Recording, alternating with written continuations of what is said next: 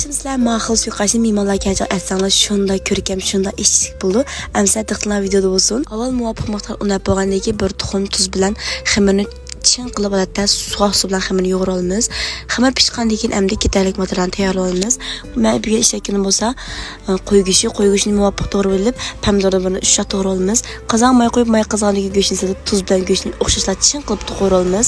Endi buni ozroq kalavachi uni, ya'ni xajovni sevitimiz.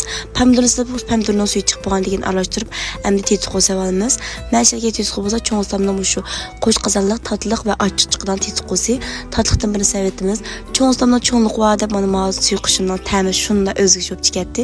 Buni tayyor aralashtirib bo'lgandan keyin 1 soat chilvagan lyudo, ya'ni ko'k purchaqni chilvaganni silib qo'rib bo'lgandan keyin suv bilan birga qaynatamiz 20 soat atrofda.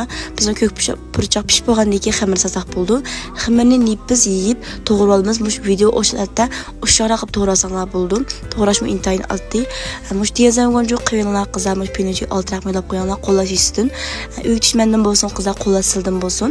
Endi mush to'g'rab tayyor qilgan yog'ni avval qozon savolimiz, endi suv quyuq olayotgandan keyin cho'pni savolimiz. Cho'pni tayyor aralashtirib bo'lgandan keyin tuzdan yaxshi to'zaq bo'ldi. Unga ozroq ochiq suv qo'yibmiz. Ochiq suv qo'yib bo'lgandan keyin ozroq qarmosh, endi ko'ksaylardan yumg'oq sut, paraklantirib aralashtirib iste'mol qilsak bo'ldi. Endi tezamgon jo'q qiyinlar kelaysan ko'rsanglar, xayr xo'sh.